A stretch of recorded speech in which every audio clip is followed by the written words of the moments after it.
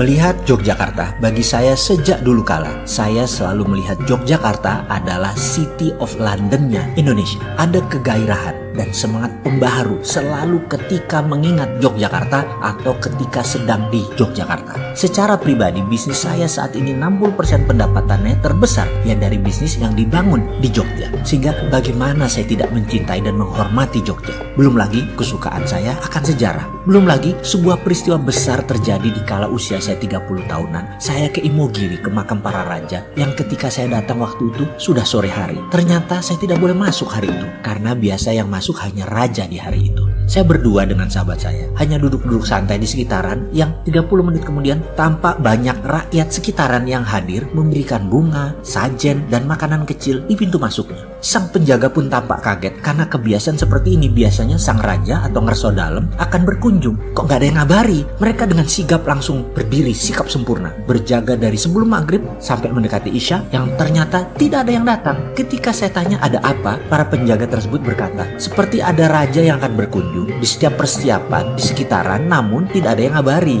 Jadi mereka bersiap. Karena 2 jam bersiap siaga tersebut, akhirnya kendor juga penjagaan mereka. Dari diskusi sesama mereka yakin raja atau ngerso dalam tidak akan datang waktu itu karena tidak pernah raja hadir di malam hari ke Imogiri. Jadi pasti hari ini tidak akan hadir. Tetapi mereka heran, kok ada yang persiapan seperti ini? Ini untuk siapa? Seorang penjaga yang paling sepuh berkata, dari pagi sampai malam hanya kalian berdua saja yang hadir. Boleh tanya, weton hari lahir kamu apa? Saya jawab, Sabtu Kliwon. Yang kemudian dijawab sambil setengah membungkuk menjulurkan jempolnya ke arah pintu makam raja. Oh, weton rojo, monggo silahkan masuk. Dan saya pun masuk ke dalam ke makam para raja tersebut. Kemudian saya berdoa sekilas terus pamit dan mereka para penjaga mengawal saya dengan sangat baik, sangat protokoler. Mbak Raja, saya terkesan sekali dan sejak saat itu saya seakan dibaiat sebagai warga Jogja. Kembali ke City of London. Kita semua tahu City of London itu bukan bagian dari United Kingdom, bukan bagian dari UK. City of London dimiliki oleh para bankers dan baron, raja-raja tanah, para bangsawan. Mereka lah pemilik pound sterling dan menerbitkan pound sterling mata uang Inggris. Mereka punya treaty tersendiri dengan UK, hubungan sejarah yang panjang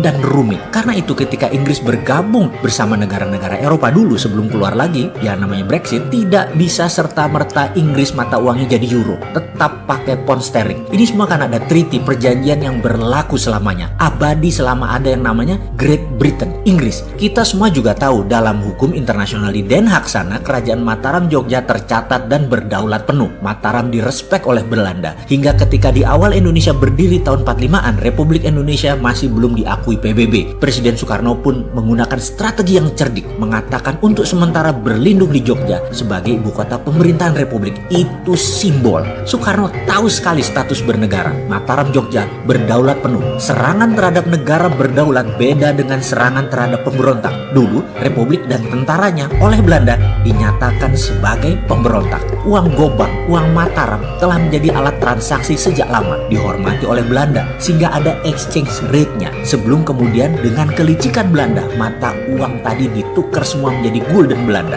Kerajaan Mataram Jogja yang usianya saat ini lebih dari 500 tahun memiliki sejarah panjang dibanding Republik Indonesia yang baru 75 tahunan. Perlu dicatat, dukungan Yogyakarta di awal kemerdekaan adalah sebuah pengorbanan luar biasa dari seorang Raja Hamengkubuwono ke-9 dengan mendukung penuh NKRI. Bahkan APBN 3 tahun pertama pemerintahan Republik yang masih muda kala itu, kontribusi Mataram Jogja banyak. Hingga saat ini Mataram Jogja mendukung NKRI secara utuh. Di belakang hal itu tidak pernah ada penyerahan secara legal bahwa tanah Mataram Sultan Ground dialih tangankan ke Republik Indonesia. Kesultanan Mataram Jogja sekuat City of London di mata internasional. Semua itu tercatat dalam Sabdo Tomo 1, 2, dan 3. Mataram Jogja punya sovereignty, punya kedaulatan yang kuat. Beda dengan provinsi lain, karena itu Jogja disebut daerah istimewa. Saya yakin suatu hari Kesultanan Mataram Jogja atas nama bangsa dan negara Nusantara akan turun tangan lagi secara aktif membangun NKRI ketika semuanya menjadi kisruh,